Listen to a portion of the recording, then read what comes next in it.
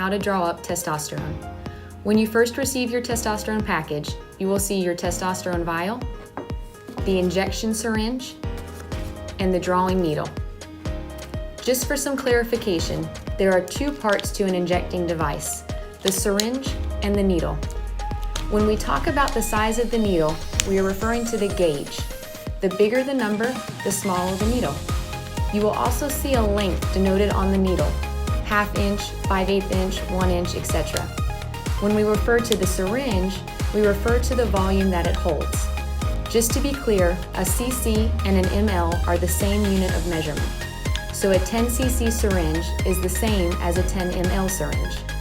So first we'll start with how to draw up the testosterone.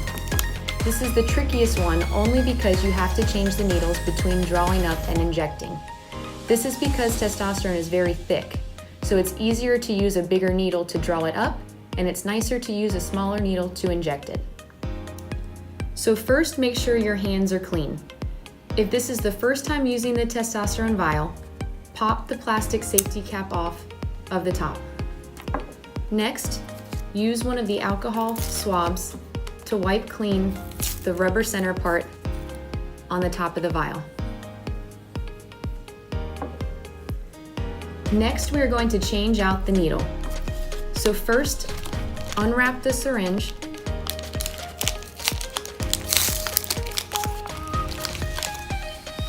and you're going to twist off the 25 gauge needle that comes attached.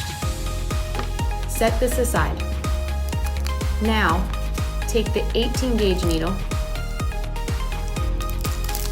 unwrap it, and attach it to the syringe, simply by twisting until it clicks or kind of squeals. Next, carefully uncap the needle. You'll take your testosterone vial, turn it upside down, and insert the needle in the center of the rubber cap.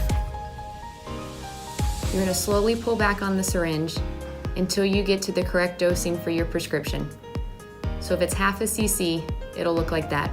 You're actually going to push the plunger just slightly above that mark before you pull out. Now carefully pull back on the syringe. That will take all of the extra testosterone that was in the needle out, so you're not wasting any. Now carefully recap the needle by placing the cap on.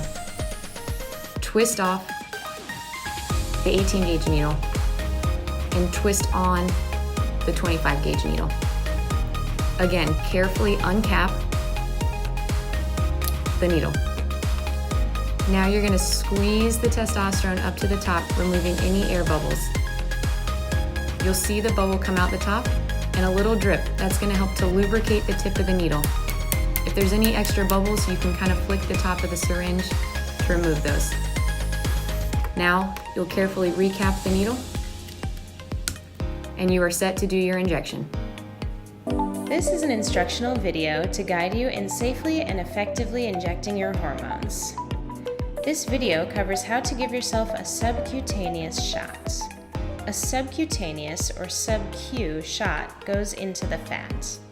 It uses a shorter, smaller needle than a shot that goes into the muscle. Both estrogen and testosterone vials say for intramuscular use only, but it is okay to do a sub-Q shot with both of these medicines. Choose where you want to give yourself your shot. Good options include the stomach and thighs. You can also do a sub-Q shot in the back of the arm, but it's very difficult to do on yourself. If you want to do your shot in the belly, choose a spot that's in the highlighted areas and that is at least 2 finger widths away from your belly button. If you want to do your shot in the leg, you should choose a spot in your upper outer thigh. Next time you do your shot, you'll want to pick a different spot on your body to do the injection. That way, you aren't always poking yourself in the same spot. Repeatedly doing your injection in the same place can cause the skin to become thick and rubbery and not absorb the hormones as well. Some people choose to alternate between the right and left sides of their body, while others decide to do their shots in a circle around their belly button. We recommend writing down where you did your last shot or putting it in your phone because people often forget where they did their last shot by the time they need to do their next one.